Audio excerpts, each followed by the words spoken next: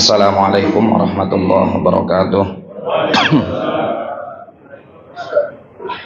Alhamdulillah wassalatu wassalamu ala sayyidina maulana Rasulillah wa ala alihi wa ashabihi wa man tabi'ahu wa nasarahu wa walah amma ba'dah. Fa nawaina ta'alluma wa ta'lima wa tadhakkura wa tadhkira wa nafa'a wal intifa' wal ifadata wal istifadah wal hatha ala tamassuki bi kitabillahi wa sunnati rasulihi sallallahu alaihi wa alihi wa sahbihi wa sallam wa du'a ilal huda wa dalalata alal khair bitigha amardatillahi wa qurbihi wa thawabih. Subhanaka la ilma lana illa ma 'allamtana innaka antal alimul hakim wa la haula wa la quwata illa billahil aliyyil azim. Allahumma inna na'udzubika min ilmin la yanfa'u, qalbin la yakhsha, wa nafsin la tashba'u, wa 'ainin la tadma'u, wa 'amalin la turfa', wa min du'ain la yustajabu laha birahmatika ya arhamar rahimin. Allahumma inna nas'aluka al-ilma ladunni wal mashraba as-safiyal hani ya wahhab ya ghani. Allahumma la sahla illa ma ja'altahu sahla wa anta taj'alul hazana idza syi'ta sahla. Allahumma sahhil lana hifdzal ulum wa hab lana wasi'atil fuhum bi jahi nabiyyikal ma'sum. Allahumma arinal haqqa haqqan warzuqna ittiba'ah wa arinal batila batila warzuqna ijtinabah wa la taj'alhuma mushtabihan alaina fanattabi'al hawa. Allahumma ya man waffaqa ahlal khairi lil khairi wa a'anahum alaih wafiqna Allahumma lil khairi wa a'inna alaih. Ahbabana al-fadil, jamaah kaum muslimin wal muslimat, as'adakumullah. Alhamdulillah, di subuh yang penuh dengan keberkahan ini kita dapat melangkahkan kaki kita ke dalam masjid untuk sama-sama melaksanakan ibadah sholat subuh berjamaah seraya beriktikaf dan juga melanjutkan waktu yang penuh dengan berkah ini dengan sama-sama kita mentadabburi firman-firman Allah Subhanahu wa taala, yang mana ini tentunya merupakan mahdud taufik minallahi azza wa jalla, merupakan taufik yang murni yang Allah berikan kepada kita. Maka mudah-mudahan dengan rasa syukur ini Allah tambahkan dan Allah sempurnakan nikmat tersebut, karena Allah Subhanahu wa taala berfirman, wa ita'adzana rabbukum la in syakartum la azidannakum wa la in kafartum inna adabi lasyadid. Bahwa barang siapa yang bersyukur atau apabila kalian bersyukur atas nikmat yang aku berikan kepada kalian, la azidannakum, maka pasti akan aku tambahkan, wala in kafartum inna adzabi lasyadid, namun jika kalian kufur terhadap nikmatku maka sesungguhnya adabku amat sangat pedih.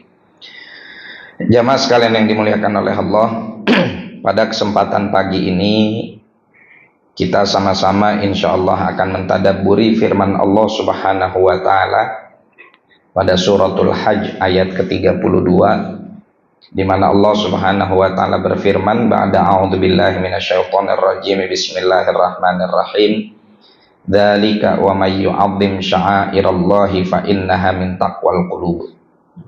Dan itu semua barang siapa yang mengagungkan syiar-syiar Allah, simbol-simbol keagungan Allah, lambang-lambang keagungan Allah, fa innaha min taqwal qulub, maka sesungguhnya mengagungkan lambang-lambang dan simbol-simbol keesaan Allah Subhanahu wa taala bagian dari ketakwaan hati. Jamaah sekalian yang dimuliakan oleh Allah, ayat ini amat sangat luar biasa, memberikan kepada kita sebuah petunjuk apa yang seharusnya dilakukan oleh setiap mukmin, bahwa konsekuensi dari iman adalah menjalani serta mengagungkan dan memuliakan apa yang kita imani. Terlebih iman ini merupakan sesuatu yang amat sangat mulia yang Allah Subhanahu wa taala anugerahkan kepada hambanya. Amat sangat bersyukur kita kepada Allah Subhanahu wa taala memilih kita untuk menjadi hamba-hambanya yang beriman kepadanya, mendapatkan kemuliaan untuk beriman dan menyembahnya. Ini merupakan satu anugerah yang amat sangat agung. Akan tetapi seringkali manusia terjebak oleh hawa nafsu dan juga godaan iblis, Sehingga klaim iman yang ia sampaikan atau yang ia utarakan ini justru seringkali bertolak belakang dengan perilaku yang keluar darinya. Sehingga dia mungkin mengaku sebagai seorang mukmin, namun seringkali perbuatannya justru tidak mencerminkan keimanannya. Seringkali perilakunya malah justru menodai dan juga melecehkan apa yang seharusnya menjadi sesuatu yang ia muliakan dalam iman dia tersebut. Hadirin sekalian yang dimuliakan oleh Allah, dalam ayat ini Allah memberikan kepada kita taujih rabbani, petunjuk ilahi untuk bagaimana kita sebagai seorang mukmin betul-betul mengagungkan dan mengesahkan bukan hanya Allah Subhanahu wa ta'ala sebagai Tuhan yang kita sembah, melainkan apa yang menjadi perintahnya, apa yang menjadi simbol-simbol keesaannya, dan apa yang menjadi lambang-lambang syariatnya, itu juga mesti kita muliakan, kita agungkan, dan kita hormati. Dan mengagungkan itu semua adalah bagian dari ketakwaan kita kepada Allah Subhanahu wa ta'ala.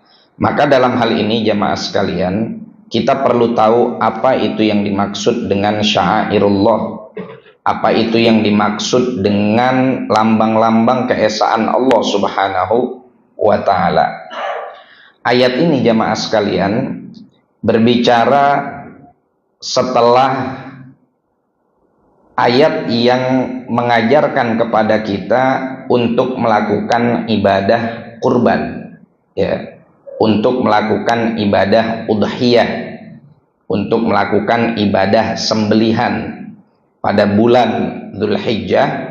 Bukan hanya ibadah haji saja yang kita kerjakan, akan tetapi mereka yang tidak melaksanakan ibadah haji pun dianjurkan oleh Allah Subhanahu wa ta'ala untuk taqarruban ilallah, untuk mendekatkan diri kepada Allah dengan cara menyembelih sembelihan yang kita kenal dengan Idul Adha atau Idul Udhiyah.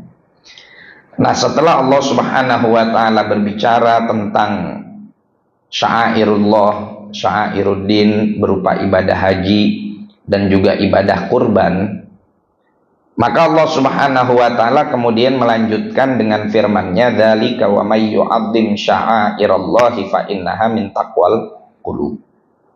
Dan itu semua yang dilakukan oleh umat Islam, oleh mereka yang beriman, ya, dari melaksanakan ibadah haji, tawaf, sa'i dan segala macamnya, baik rukunnya ataupun wajibatnya. Kemudian barang siapa yang mengagungkan sya'airullah. Ma makna sya'airullah? Makna dari sya'airullah ay a'lamu syari'atih, sesuatu yang menjadi simbol syariatnya. Juga makna syariat, juga makna sya'airullah artinya adalah setiap yang diperintahkan oleh Allah Subhanahu wa ta'ala. Makna sya'airullah artinya adalah tuntunan Allah Subhanahu wa ta'ala. Fa innaha min taqwal qulub. Maka apabila kita melakukan hal tersebut, inilah cerminan ketakwaan hati kita, jamaah sekalian. Nah, dalam hal ini ada beberapa akwal, ya, ada beberapa pendapat yang disampaikan oleh para ulama, oleh para mufassirin, sebagaimana dinukil di dalam Al-Bahrul Madid dari Imam Ibni Ajibah, dan juga disampaikan oleh Imam Fakhruddin Ar-Razi dalam Mafatihul Ghaib, dan juga disampaikan oleh Al-Imam Al-Baghawi di dalam Ma'alimut Tanzil. Ada beberapa pendapat ulama yang secara kasat mata mungkin terlihat ada khilaf, tapi sebetulnya ta'addudul aqwal di sini, banyaknya pendapat yang disampaikan oleh para ulama di sini bukan mengarah kepada khilaf haqiqi, bukan mengarah kepada perbedaan pendapat yang sesungguhnya, melainkan khilaf di sini bersifat lafzi. Hanya lafadznya saja terkesan ada perbedaan, namun sejatinya esensi dari itu semua menuju kepada arah yang sama. Al-Imam Al-Baghawi menukil dari Sayyidina Al-Imam Turjumanul Quran Sayyidina Abdullah bin Abbas radhiyallahu taala anhuma wa ardhahuma, bahwa yang dimaksud dari sya'airullah adalah al-hadyu atau al-budn, yaitu apa yang kita sembelih, ya, apa yang kita kurbankan pada saat bulan Dzulhijjah dari hari Idul Adha sampai terakhir hari Tasyrik. Ini yang dimaksud dengan sya'airullah. Kemudian para mufassirin juga menyampaikan kepada kita bahwa sya'airullah tidak terbatas pada hal itu saja, melainkan sya'airullah adalah setiap lambang-lambang yang menjadi keesaan Allah Subhanahu wa taala dari ajarannya dan juga dari tuntunannya. Sebagaimana dikatakan oleh Al-Imam Fakhruddin Ar-Razi, bahwa yang dimaksud dari sya'airullah adalah semua yang diperintahkan oleh Allah Subhanahu wa taala kepada kita. Artinya mengagungkan syariat Allah, ya, itu adalah cerminan ketakwaan hati kita kepada Allah Subhanahu wa taala. Baik syiar-syiar tersebut adalah syiar-syiar yang bentuknya ritual seperti sholat, puasa, atau syiar-syiar yang bentuknya adalah satu ciptaan yang diciptakan oleh Allah Subhanahu wa taala kemudian menjadi simbol keesaannya, ya. Dalam artian ketika kita mengagungkan Al-Ka'bah Al-Musyarrafah, ya, dia jangan kita lihat hanya sebagai sebuah bentuk bangunan berbentuk kubus.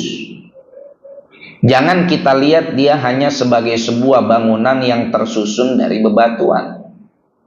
Tapi kita lihat itu adalah sesuatu yang diciptakan oleh Allah Subhanahu wa taala yang menjadi simbol keesaannya dan menjadi simbol syariatnya. Karena kita umat Islam diperintahkan oleh Allah untuk menyembah kepada Allah menuju ke arah yang sama, yang mana tentunya kita bukan menyembah bangunan tersebut, akan tetapi itu hanya menjadi satu titik, ya, pemusatan dalam arah ibadah kita, dalam hal ini adalah sholat, sehingga apa yang Allah Subhanahu wa taala tentukan dari pemusatan arah ibadah kita, arah sholat kita ke arah Ka'bah, maka Ka'bah ini adalah bagian dari sesuatu yang dimuliakan oleh Allah dan diagungkan oleh Allah, ya, sehingga dia menjadi sya'airuh, menjadi ma'lam min ma'alimi. Allah Subhanahu wa taala berfirman, ya, walaqad nara taqalluba wajhika fis sama'i falanwalliyannaka qiblatan tardaha fawalli wajhaka syatral masjidil haram. Qad nara taqalluba wajhika fis sama. Kami sungguh telah menyaksikan engkau wahai kekasihku Muhammad bin Abdullah, bagaimana engkau sesekali, ya, menghadap ke arah langit menunggu kapan malaikat Jibril turun untuk memberikan informasi wahyu apa yang selama ini menjadi keinginanmu agar diubah arah kiblat dari yang tadinya ke arah Baitul Maqdis menjadi ke arah Ka'bah Al-Musyarrafah yang dibangun oleh datukmu, yaitu Nabi Ibrahim alaihi wa ala nabi nafdhurus salati wassalam. Maka memuliakan Ka'bah dengan cara kita menciumnya, dengan cara kita berdoa kepada Allah Subhanahu wa taala di saat kita menghadapnya, di saat kita melihatnya, Allahumma zid hadzal bait syarafan wa ta'zima wa rifatan dan lain-lain sebagainya. Ini adalah bagian dari kita melaksanakan tuntunan ilahi, ta'zim sya'airillah. Nah, pendapat yang kedua ini yang disampaikan oleh para ulama, inilah pendapat yang seharusnya menjadi pegangan hidup kita. Bukan dalam artian kita menafikan pendapat yang pertama tadi yang mengkhususkan sya'airullah hanya kepada sembelihan saja, atau hanya kepada ibadah haji saja. Karena sebetulnya takhsis yang mereka lakukan atau pengkhususan yang dilakukan dalam pendapat pertama tersebut pun mereka tidak mengingkari adanya pendapat yang kedua. Karena barang siapa yang melecehkan pendapat yang kedua ini, melecehkan syiar-syiar Allah dalam bentuk istihza, apalagi terhadap perkara-perkara yang sifatnya maklum minad-din bid-darurah, maka para ulama yang mengikuti pendapat pertama pun akan meyakini perbuatan tersebut adalah dosa besar dan bisa membawa kepada kemurtadan, ya, bisa mengeluarkan seseorang dari lingkaran iman. Kalau mereka kemudian melecehkan aturan-aturan atau syariat-syariat Allah, simbol-simbol keesaan agama ini, simbol-simbol keesaan Allah dan juga kemuliaan agama ini, dengan cara mereka melecehkan, ya, kemudian dibarengi bahwa yang mereka lecehkan itu adalah perkara yang maklum minad-din bid-darurah, sesuatu yang pengetahuannya dalam agama ini mudah untuk diketahui hukumnya, maka ini bisa mengeluarkan seseorang dari lingkaran iman, menjadikan dia orang yang murtad, ya, orang yang melecehkan hukum minuman keras, dia bilang oh khamr itu halal, atau melecehkan ibadah sholat, ya. Ini adalah perkara-perkara yang bisa menyebabkan seseorang keluar dari lingkaran iman dan menjadi murtad, wal'iyadzubillah. Nah, oleh karena itu jamaah sekalian, kembali sebagaimana tadi kita sampaikan, penting bagi kita untuk kemudian memuliakan dan mengagungkan apa yang dimuliakan oleh Allah. Mengagungkan dan memuliakan apa yang dimuliakan oleh Allah Subhanahu wa ta'ala adalah bagian dari cara kita memuliakan Allah. Seringkali kita dihadapkan pada narasi-narasi jangan memuliakan makhluk, ya, nanti akan terjerumus kepada perbuatan kultus. Tahu nggak kita apa arti hulu? Sebelum kita menghukumi perbuatan tersebut, pernahkah kita kemudian membahas apa definisi dari hulu atau pengkultusan tersebut? Yang di dalam Al-Quran disebutkan la taghlu fi dinikum. Janganlah kalian berbuat kultus di dalam agama kalian. Pernahkah kita mengetahui apa sababun nuzul dari ayat ini? Sehingga kemudian kita menghukumi orang yang memuliakan apa yang dimuliakan oleh Allah, ya. Sedangkan sesuatu yang dimuliakan oleh Allah itu adalah bagian dari ciptaannya. Kemudian kita memvonis mereka telah melakukan sebuah pengkultusan. Jamaah sekalian yang dimuliakan oleh Allah, la taghlu fi dinikum, janganlah kalian mengkultuskan di dalam ajaran agama kalian. Ini adalah larangan dari Allah Subhanahu wa ta'ala yang berangkat dari orang-orang yang menaikkan level Nabi Isa alaihi wa ala nabi nafdhalus salati wassalam, dari yang tadinya seorang nabi berubah menjadi Tuhan, ya. Dari yang tadinya seorang nabi berubah menjadi anak Tuhan. Dari yang tadinya Allah Subhanahu wa ta'ala itu disifati lam yalid walam yulad di semua kitab samawi, Taurat, Zabur, Injil, apalagi Al-Quran, itu semua menegaskan bahwasanya Allah itu lam yalid walam yulad. Hanya berbeda saja bahasanya, ya. Kalau Al-Quran diturunkan dengan bahasa Arab, maka Zabur, Taurat, Injil diturunkan dengan bahasa yang lain, ya, dengan bahasa Ibrani, dengan bahasa Suryani dan lain-lain sebagainya. Akan tetapi makna dari itu semua sama, bahwa Allah itu adalah zat yang esa, yang tunggal, yang tidak beranak dan tidak diperanakan, tidak butuh kepada siapapun. Lalu datang para pengkultus dari umat Nabi Isa alaihi salam yang mengatakan bahwa Al-Masih Ibnullah. Datang pengkultus dari kaum Yahudi yang kemudian mengatakan Uzair Ibnullah. Datang pengkultus kemudian dari kalangan kafir Quraisy yang mengatakan al-malaikah banatullah. Malaikat-malaikat adalah anak perempuan dari Allah Subhanahu wa ta'ala. Ini kultus yang dilarang di dalam agama. Mencidrai keesaan Allah Subhanahu wa ta'ala yang sudah Allah gariskan, kemudian mereka mengatakan dan menisbatkan kepada Allah hal-hal tersebut. Adapun memuliakan apa yang dimuliakan oleh Allah Subhanahu wa taala dan tidak sampai kepada taraf mentuhankan, ini adalah bagian kita dari tuntunan, dari mengikuti tuntunan dan ajaran Al-Quran.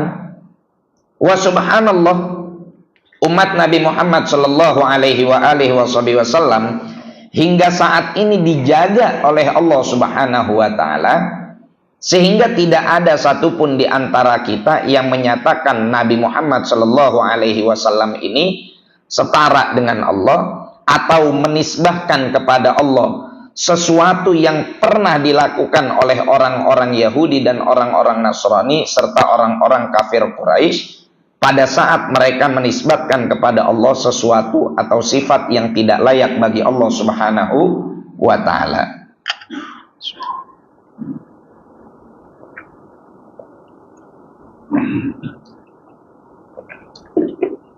Maka dalam hal ini akan kita saksikan para ulama radhiyallahu taala anhum wa ardhahum, bagaimana mereka itu sangat mengagungkan dan beradab terhadap apa yang menjadi simbol-simbol keagungan dan kekuasaan Allah, serta apa yang menjadi sesuatu yang terkait dengan Nabi Muhammad sallallahu alaihi wasallam selaku kekasih dan juga utusan Allah Subhanahu wa taala.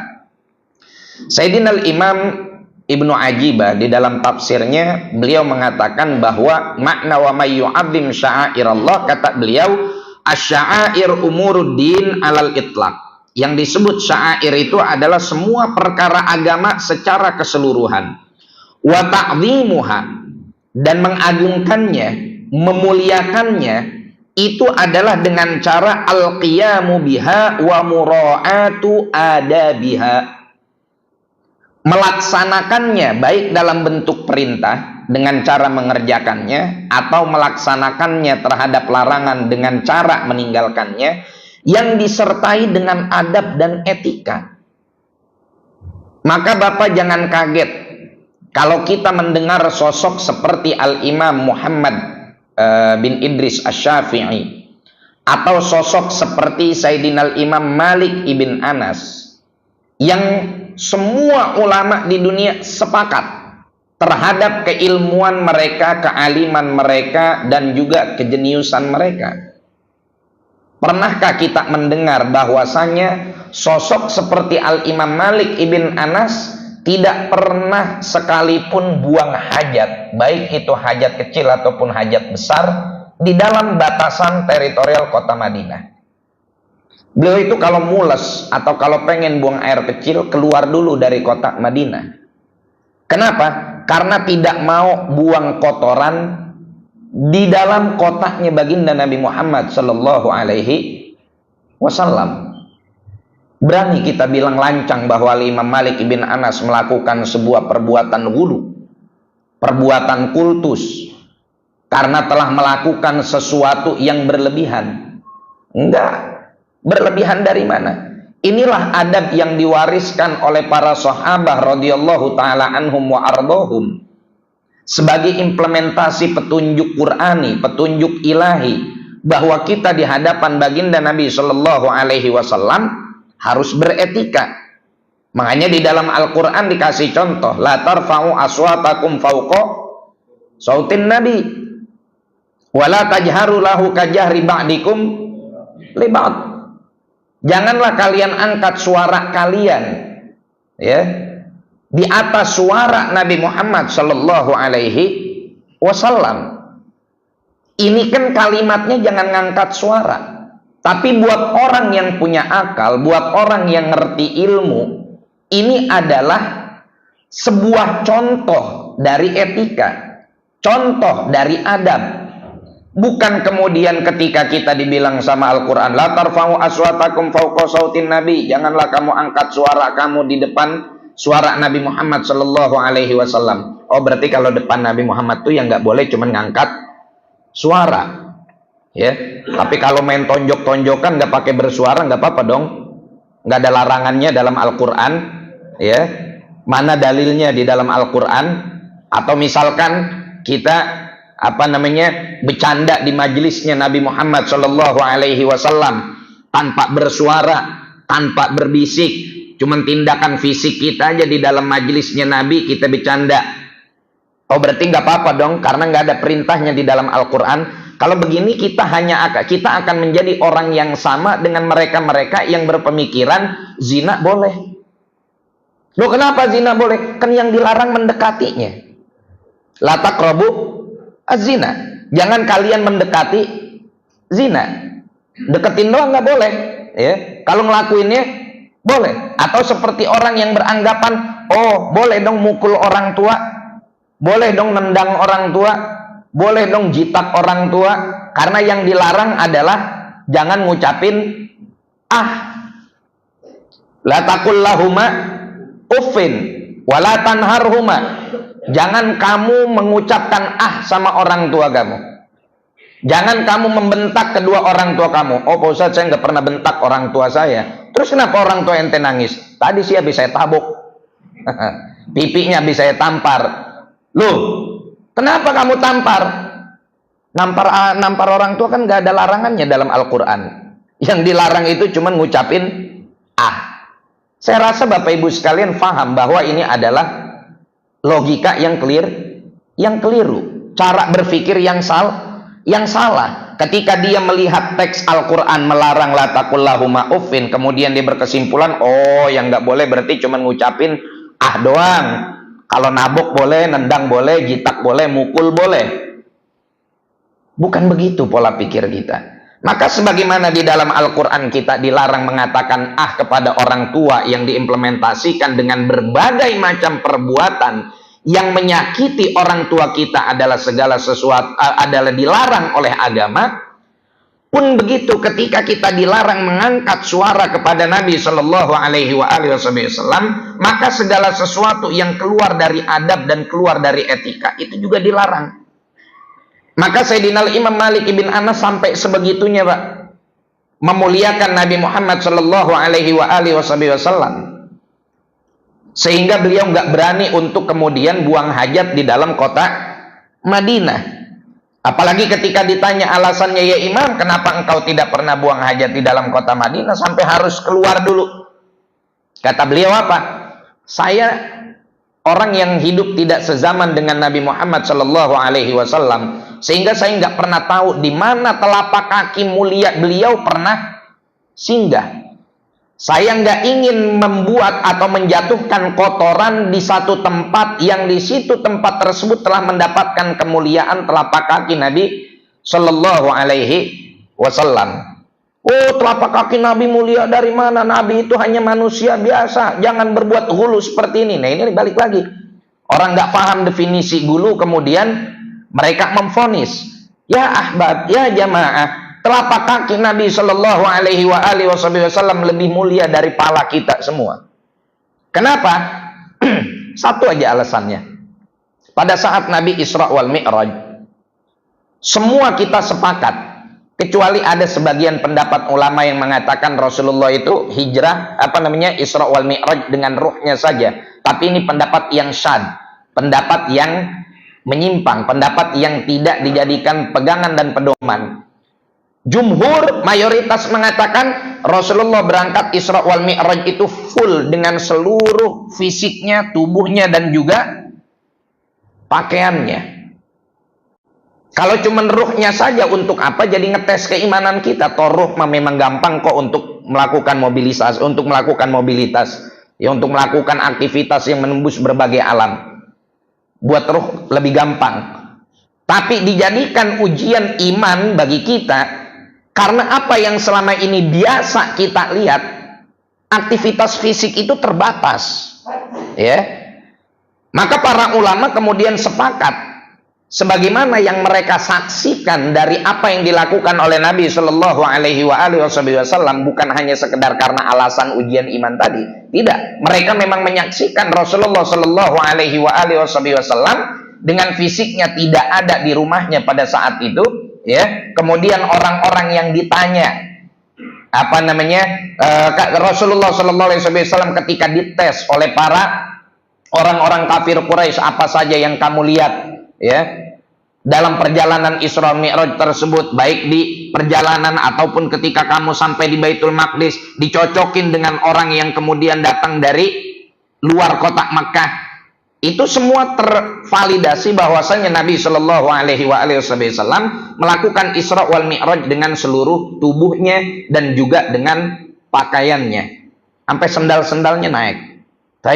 Tapi ketika Nabi Musa pergi ke Wadil Muqaddas, wadi yang disucikan, lembah yang disucikan, apa kata Allah Subhanahu wa taala? Ikhla'na laika. Musa, lepas sandal kamu. Innaka bil wadil muqaddasi tuwa. Ini adalah tempat yang disucikan. Maka lepas sandal kamu. Artinya apa?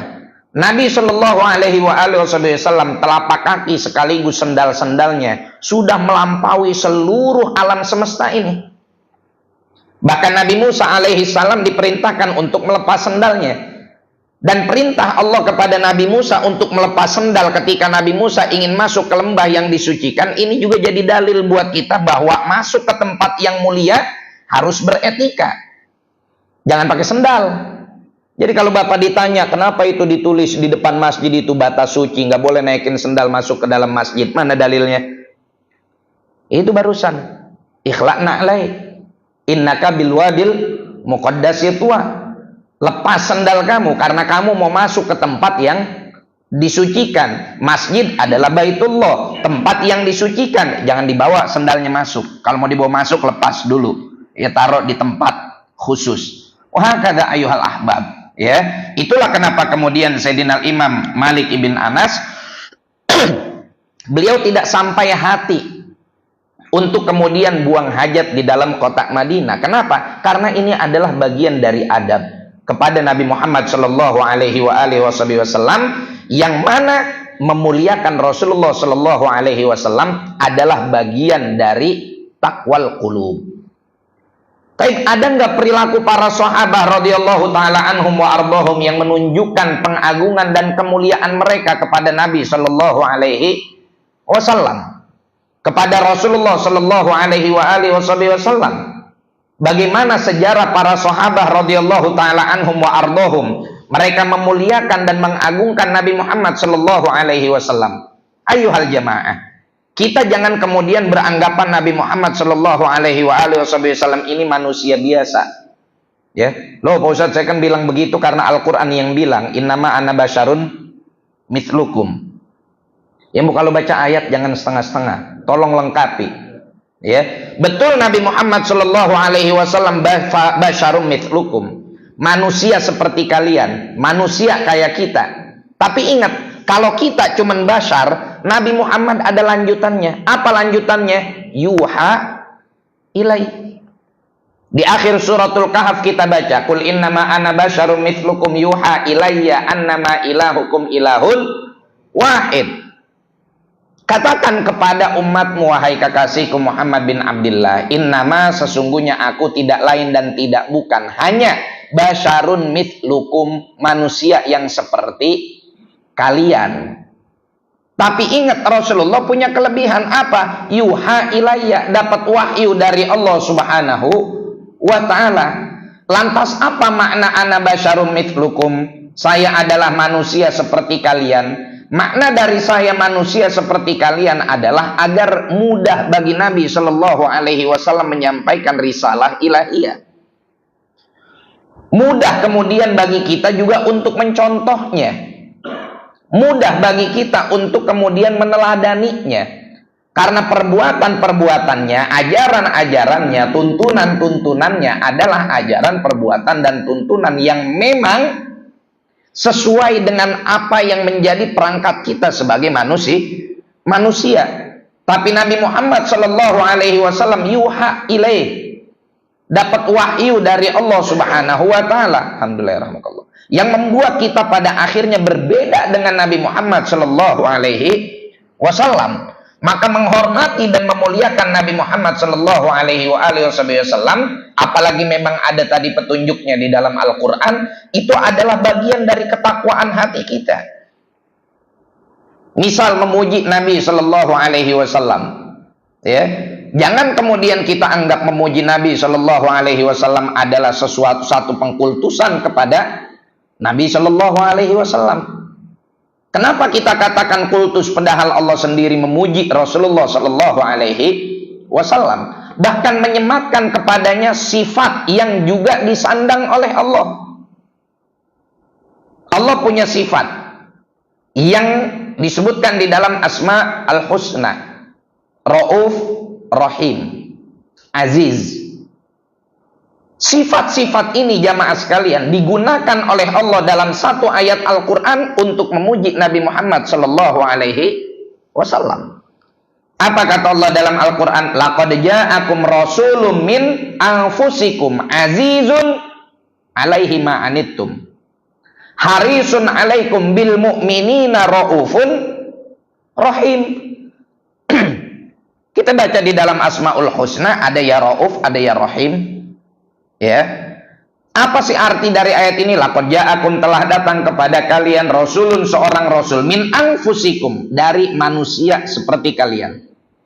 Azizun alaihi ma'anittum, yang mana sifat si rasul ini yang datang kepada kalian, azizun alaihi ma'anittum, segala sesuatu yang menyulitkan kalian maka itu juga menyulitkan baginya. Artinya kalau kita umatnya dapat kesulitan, Nabi itu rempong sendiri kalau bahasa kitanya. Ya, nggak pengen ngelihat umatnya itu berada dalam kesulitan. Beliau sangat memperhatikan kondisi dan keadaan umatnya. Harisun alaikum, sangat perhatian kepada kalian. Bil mu'minina, kepada orang-orang yang beriman, raufun rahim, bersifat rauf, ya, sangat baik. Rauf itu juga bisa diartikan apa kalau bahasa kitanya ngemong, ya, benar-benar nuntun umatnya, ya, dengan penuh kasih sayang. Warahim, dan juga bersifat penyayang. Loh, ini Nabi Shallallahu Alaihi Wasallam menyandang sifat yang sama dengan yang disandang oleh Allah Subhanahu Wa Taala. Tapi apakah kemudian kita menaikkan level Rasulullah kepada level yang sama dengan Allah? Tentunya tidak. Apalagi memang ini Al-Quran sendiri yang memuji Nabi Muhammad Sallallahu Alaihi Wasallam. Apalagi kalau kita hanya sekedar memujinya dengan anta syamsun, anta badrun, anta nurun, fauqa nur, ya. Maka dari itu jamaah sekalian yang dimuliakan oleh Allah Subhanahu Wa Taala, saat ini ya banyak umat yang mereka itu hanya sekedar menjalankan tapi kemudian tidak ada adab di dalamnya. Ya, tidak seperti yang disampaikan oleh Imam Ibnu Ajibah bahwa di dalam urusan agama ini bukan hanya sekedar kita menjalankan, tapi juga harus dibarengi dengan etika. Nah, makanya dari apa yang kita renungi pada pagi hari ini, dalika may yu'adzim sya'airallah, nanti banyak tuh pembahasan para ulama terkait adab-adab kita terhadap syiar-syiar Allah Subhanahu wa Ta'ala. Bukan hanya sekedar menjalankan, tapi juga harus beradab dan beretika. Misal Al-Imam Yahya bin Syaraf An-Nawawi, siapa yang nggak kenal beliau? Kita kenal beliau paling tidak lewat dua kitab utamanya, yaitu kitab Arba'in An-Nawawiyah dan juga kitab Riyadhus Shalihin. Ya, ini minimalnya ya buat kita yang pernah hadir atau sering hadir di kajian, ini kitab nggak asing nih. Riyadhus Shalihin dengan kitab Arba'in An-Nawawiyah, ya. Al-Imam Yahya bin Syaraf An-Nawawi dalam kitab beliau At-Tibyan fi Adabi Hamalatil Quran, beliau punya kitab khusus membahas tentang adab dan etika orang yang membawa Al-Quran. Maksudnya membawa di sini artinya adalah orang yang mempelajari dan mengajari Al-Quran. Di salah satu pembahasan beliau mengatakan bahwa haram hukumnya meletakkan mushaf di lantai. Ya, haram hukumnya meletakkan mushaf di lantai. Mushaf itu harus kita taruh di tempat yang lebih tinggi. Jangan sejajar dengan telapak kaki kita. Tapi sebagian orang mungkin beranggapan, kertas biasa. Ya. Jangan kita lihat itu kertasnya, Pak. Ya. Apa yang nempel di kertas itu? Ini kita kadang-kadang sama yang berkaitan dengan agama kita anggap gulu, kita anggap kultus, kita anggap berlebihan. Tapi kalau giliran surat dari pejabat, surat dari wali kota, surat dari bupati, surat dari siapa lagi, gubernur, surat dari presiden, kita nggak berani untuk taruh di tempat yang rendah. Datang utusan kepada kita dari gubernur, ngasih surat, terus kita geletakin di bawah, kita berdiri. Atau surat dari raja, atau surat dari sultan, atau surat dari pangeran. Datang pengawalnya, dikasih ke kita taruh di lantai. Kita anggap itu nggak beretika. Ya, tapi kenapa giliran Al-Quran kita anggap biasa-biasa saja? Bukankah itu datangnya dari Sang Maharaja? Nah, maka dari itu Al-Imam An-Nawawi menukil pendapat para ulama, beliau sertakan di dalam kitabnya tersebut, dilarang bagi kita, haram bagi kita meletakkan mushaf di atas lantai. Kemudian juga diharamkan bagi kita untuk kemudian ngebet lembaran mushaf Al-Quran dengan air liur. Kadang-kadang kita Al-Quran itu kan lembarannya suka nempel tuh. Gimana cara kita misainnya? Kita jilat nih lidah jari kita. Terus kita basahin jari kita dengan air liur, kita buka lembaran tersebut. Haram. Ya. Para ulama mengatakan itu adalah bentuk pelecehan terhadap syiar-syiar Allah Subhanahu wa taala. Hakada ayyuhal ahbab, ya. Maka dari itu nanti juga kita akan dihadapkan pada pembahasan para ulama tentang bagaimana menghormati para ulama, menghormati para pewaris Nabi. Karena sebagaimana Rasulullah adalah min akbar atau akbar sya'airillah, simbol keesaan Allah dan simbol agama ini yang paling besar adalah Nabi Muhammad sallallahu alaihi wasallam, maka para warasatul anbiya, para pewaris Nabi sallallahu alaihi wasallam, mereka juga adalah simbol-simbol agama Allah. Mereka adalah simbol syariat, sebagaimana kita diperintahkan untuk memuliakan dan mengagungkan Nabi Muhammad sallallahu alaihi wasallam. Kita juga diperintahkan untuk memuliakan dan mengagungkan para ulama yang membawa warisan Nabi Muhammad sallallahu alaihi wasallam. Dan dalam hal ini kita ambil sebuah contoh pemuliaan, penghormatan yang dilakukan oleh Sayyidina Abdullah bin Abbas kepada sosok alim dari kalangan sahabat Sayyidina Zaid bin Harithah. Ya. Satu ketika Sayyidina Zaid bin Harithah lagi naik kuda. Lagi naik kuda atau naik keledai, ya. Kemudian lewat Sayyidina Abdullah bin Abbas. Orang zaman dulu itu punya kebiasaan kalau memuliakan orang yang naik kendaraan, apa yang dilakukan? Kendaraannya dituntun. Ini Sayyidina Zaid ada di atas kendaraannya, Sayyidina Abdullah bin Abbas megang tali kendali yang ada di kendaraan Sayyidina Zaid tersebut. Dituntun. Dan kita semua tahu Sayyidina Abdullah bin Abbas nggak kalah alim dengan Sayyidina Zaid. Apalagi ada doa khusus yang masyhur untuk Sayyidina Abdullah bin Abbas, Allahumma faqihu fid din wa alimhut ta'wil. Ya. Ini doa yang selalu dipanjatkan oleh para ulama kalau kita datang ke ulama, bawa anak kita, bawa balita kita, ya Syekh, ya Pak Kiai, Pak Ustadz, tolong doain anak kita.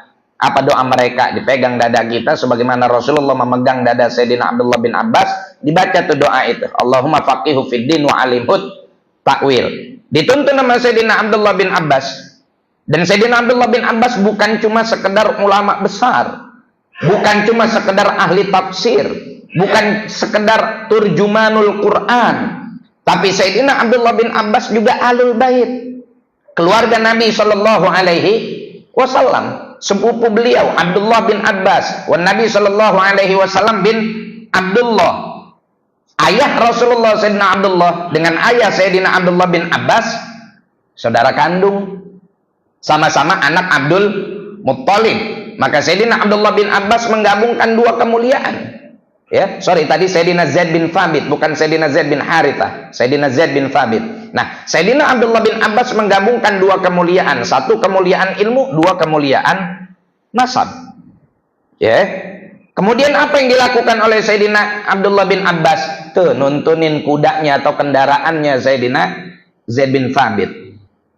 Apa kata Sayyidina Zaid bin Thabit? Kata Sayyidina Zaid bin Thabit, "Tanaha ya ibn ammi Rasulillah."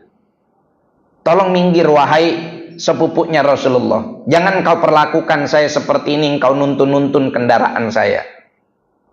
Apa kemudian kata Sayyidina Abdullah bin Abbas? Hakada umirna an naf'ala bi ulama'ina, dalam riwayat yang lain bi kubara'ina. Beginilah kami diperintahkan untuk memperlakukan ulama kami, untuk memperlakukan tokoh kami. Kemudian Sayyidina Zaid bin Thabit turun dari kendaraannya setelah tiba. Beliau minta tangannya Sayyidina Abdullah bin Abbas. Tolong julurkan tangan kamu wahai sepupu Rasulullah. Mau salaman saya. Begitu salaman, diciumlah tangan Sayyidina Abdullah bin Abbas. Siapa yang mencium? Sayyidina Zaid bin Thabit. Dua-duanya sahabat Nabi. Ilo kan nggak lebih paham kita lebih paham daripada mereka tentang ajaran Nabi Shallallahu Alaihi Wasallam. Mereka yang membersamai Rasulullah sehari-hari. Kemudian kita orang yang datang 14 abad setelah mereka ngaku paling paham terhadap sunnah Nabi. Apa kemudian yang dilakukan oleh Sayyidina Zaid bin Thabit? Diciumlah tangan Sayyidina Abdullah bin Abbas. Apakah Sayyidina Abdullah bin Abbas marah? Hei musyrik, hei gulu? Enggak. Beliau cuma tanya, kenapa engkau perlakukan saya seperti ini? Apa jawaban Sayyidina Zaid bin Thabit? Hakada umirna an naf'ala bi ahli baiti nabiyina. Beginilah kami diperintahkan untuk memuliakan ahlul bait nabi kami. Ini adab, Pak. Inilah yang diajarkan oleh syariat. Datang setelahnya kemudian para tabi'in, para tabi'in, hingga kita mendapati sosok seperti Sayyidina Al-Imam Muhammad bin Idris Asy-Syafi'i. Apa yang dilakukan oleh Sayyidina Muhammad bin Idris Asy-Syafi'i? Beliau itu kalau lagi ngaji di majelisnya Al-Imam Malik ibn Anas, yang notabennya adalah guru dari Sayyidina Al-Imam Syafi'i. Al-Imam Syafi'i bilang, sebagaimana disebutkan di dalam manaqibnya, saya itu nggak pernah yang namanya duduk di majelis di majelisnya Malik bin Anas bikin kegaduhan. Bahkan kalau saya pengen buka lembar halaman kitab, itu pelan-pelan sekali, diambil kayak semacam lidi, Kita dulu nyebutnya lagi kecil zaman ngaji di TPA itu kalam, diambil, ditusuk gitu, dibuka secara perlahan. Jangan sampai muncul suara. Jangan sampai muncul suara, bukan suara beliau, suara kertas. Seberapa gaduhnya sih suara kertas, Tapi beliau nggak mau suara tersebut muncul di hadapan gurunya pada saat mereka sedang berada di dalam halaqah. Inilah cara para ulama kita menghormati sesama ulama. Radhiyallahu taala anhum wa ardhahum, Maka dari itu dalam hal ini misalkan sekarang orang lagi banyak rame menilai segala macam yang mereka sendiri nggak paham apa yang diatur oleh agama ini, apa yang diatur oleh syariat ini, Kemudian dikatakan bahwasanya para ulama bertindak feodalisme dan lain-lain sebagainya. Kita tidak memungkiri banyak ulama dunia di akhir zaman.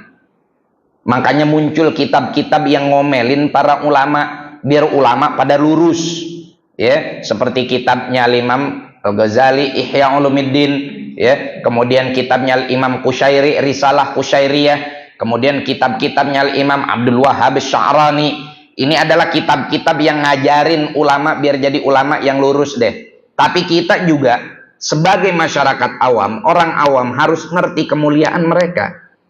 Jangan sampai kita menganggap apa yang sebetulnya kita nggak paham, kemudian kita nilai itu sebagai sesuatu tindakan yang berlebihan, apalagi sampai menvonis ulama melakukan tindakan feodalisme dan lain-lain sebagainya.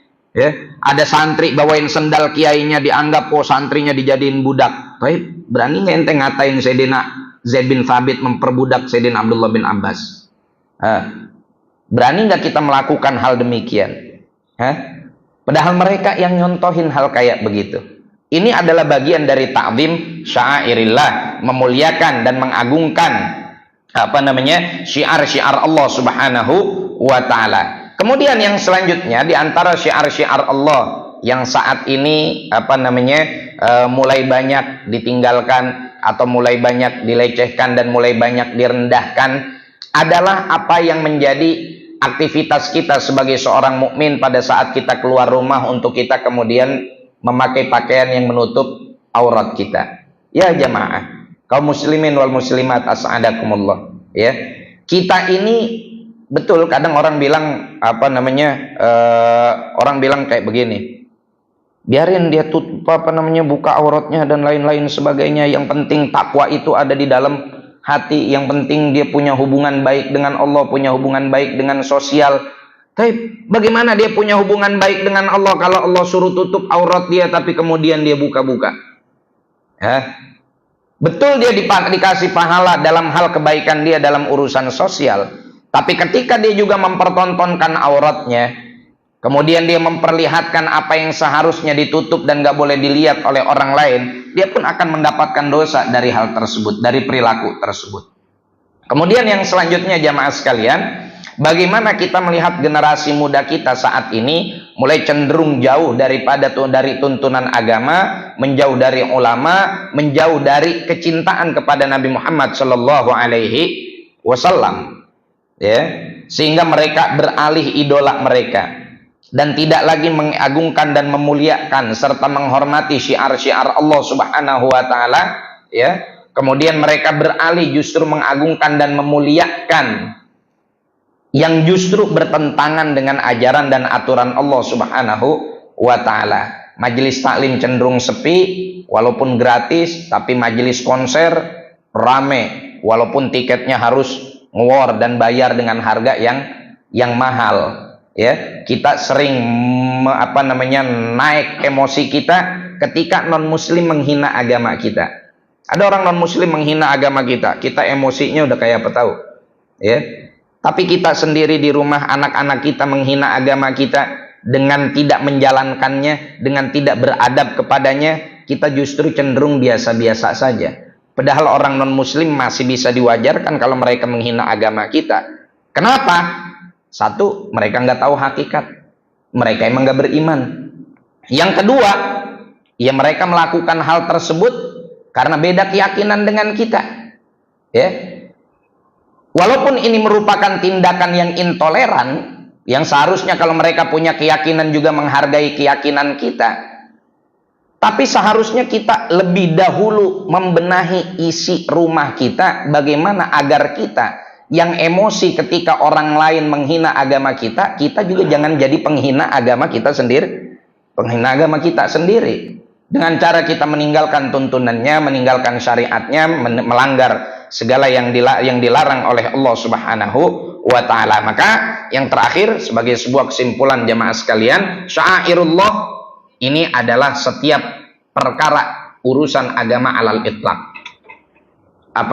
Rukun Islam, rukun iman, kemudian perintah-perintah Allah Subhanahu wa Ta'ala yang ada di dalam Al-Quran atau melalui hadis Nabi Shallallahu Alaihi Wasallam, atau apa yang disimpulkan oleh para ulama dari kedua tuntunan tersebut dalam mengikuti konteks zaman, ini adalah bagian dari syiar-syiar Allah. Ya, kemudian bangunan-bangunan yang dimuliakan oleh Allah seperti masjid, musola, majelis taklim, arbitoh, pondok-pondok pesantren atau lembaga-lembaga pendidikan yang di dalamnya terdapat ilmu, itu juga adalah bagian dari syairillah. Ka'bah al-Musyarrafah adalah bagian dari syairillah. Makam Nabi Muhammad sallallahu alaihi wasallam, makam kaum solihin, makam para aulia, itu juga adalah bagian dari syiar-syiar Allah Subhanahu wa Ta'ala. Atharus solihin, ya, jejak-jejak yang ditinggalkan oleh para anbiya wal mursalin dan orang-orang soleh, itu juga adalah bagian dari syiar-syiar Allah. Wa hakadha ayyuhal ahbab, mudah-mudahan Allah Subhanahu wa Ta'ala karuniakan kepada kita kesempurnaan adab kepada Allah, agar apa yang kita lakukan betul-betul sesuai dengan konsekuensi keimanan kita, dan mudah-mudahan Allah Subhanahu wa Ta'ala senantiasa meneguhkan setiap langkah kaki kita untuk selalu berada di dalam aturan dan ajarannya dalam kesempurnaan adab. Amin ya rabbal. Baik, jamaah sekalian yang dimuliakan oleh Allah, kalau kita melihat apa yang dilakukan oleh umat Islam, apakah dengan perbuatan yang dilakukan oleh mayoritas umat ini sudah kemudian bisa kita ambil kesimpulan secara general bahwasanya umat ini udah berada dalam taraf takwa dan adab? Begitu mungkin ya. Oke. Maka jawabannya, adab dan juga hakikat takwa itu kembali kepada individu masing-masing. Dan tarbiyah ini ya nggak akan pernah berhenti. Perilaku kemudian juga apa yang kita lakukan nggak akan bisa berhenti sampai kemudian kita berpisah dari dunia ini. Dalam artian begini, ketika kita menyaksikan bahwa bagaimana umat Islam dengan jumlah yang begitu banyak dan luar biasa mereka berkumpul di satu tempat, sudahkah ini kemudian kita anggap sebagai sebuah perwujudan nyata dari ketakwaan yang hakiki, terutama untuk seluruh umat Islam? Itu belum. Ya, itu nggak bisa kita jadikan nilai kita jadikan itu sebagai validasi terakhir kita, bahwa sebagai validasi final kita kepada umat bahwasanya umat telah sampai kepada apa yang diminta oleh Allah Subhanahu wa taala, apa yang diperintahkan oleh Allah Subhanahu wa taala. Kenapa demikian? Karena begini, satu, orang melaksanakan ibadah haji. Ada di antara mereka yang hajinya mabrur, ada di antara mereka yang hajinya mabur. Ya, mabrur, dia selesai haji, masya Allah, tambah takwanya. Ada yang hajinya mabur, pulang haji sama aja masih jadi koruptor, ya, masih nyimpen ani-ani, ya, pulang haji masih nipu orang. Bahkan di pelaksanaan ibadah haji itu sendiri banyak oknum-oknum yang menipu, ya. Maka ini tidak ada ketakwaan dalam hatinya, sehingga kita tidak bisa mengambil sampel dari 2 juta umat Islam, ya, menjadikan 2 juta umat Islam yang berkumpul di tanah suci sebagai sampel yang memberikan kita sebuah keputusan final bahwa umat Islam ini sudah berada dalam ritme takwa yang sama. Ya, itu nggak bisa. Tapi kita kembalikan kepada individu, ya. Kita kembalikan kepada individu masing-masing. Wahata mereka yang tidak melaksanakan ibadah haji, bisa jadi dia lebih bertakwa daripada yang melaksanakan ibadah haji. Kenapa kamu nggak melaksanakan ibadah haji? Ya karena saya belum mampu. Tapi masya Allah, sholat 5 waktunya dia jaga berjamaah, sama tetangga nggak pernah nyakitin, sama orang nggak pernah sombong, ya. Apa yang dia bisa bantu orang lain, meskipun nggak bisa bantu dengan harta karena dia nggak punya, tapi dia bisa bantu dengan ide dan juga tenaga, dia kerjakan. Kemudian lisannya nggak pernah digunakan untuk menggibahi, mencaci, memaki orang lain.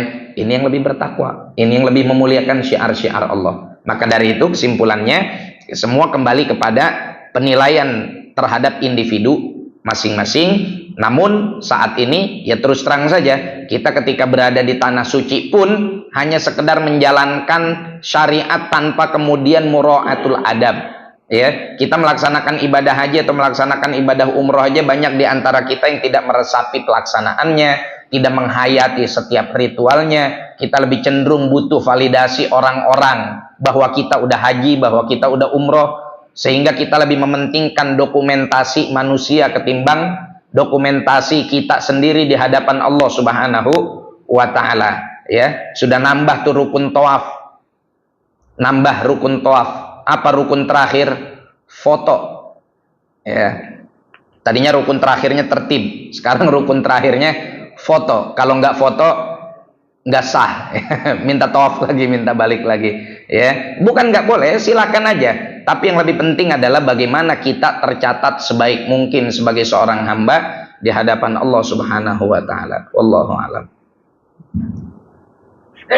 Al-Fatihah bil qabul wal iqbal wa salahi kullil ahwal hadrati sayyidina Rasulillah sallallahu alaihi wasallam maula bilal badril mutalal anallaha ta'ala yaftahu alaina futuhal arifin warzuqna kamal ikhlas wa laqina tsabbit aqdamana ala qadamil habibil amin yaqdilana jamil hajat wa yakfilana jamil muhimmat yaghfir lana kullal dhunub wa yasrana kullal uyub wa yakshif anna kullal qurub wa yamla barakati wa kathratil amwali kullal juyub ibarik hadzal masjid wa man shalla fihi man anfaqa tabarru'a wa darasa wa atakafa wa khadama fihi wa anshar hadhil anwar wal barakat wal khairat ila jamil ummatil islamiyah ala hadhihi niyyah wa ala kulli niyatin salihah wa ila hadratin Nabi Muhammad sallallahu alaihi wa alihi wasallam bisirril Fatihah. A'udzu billahi minasyaitonir rajim. Bismillahirrahmanirrahim. Alhamdulillahi rabbil alamin.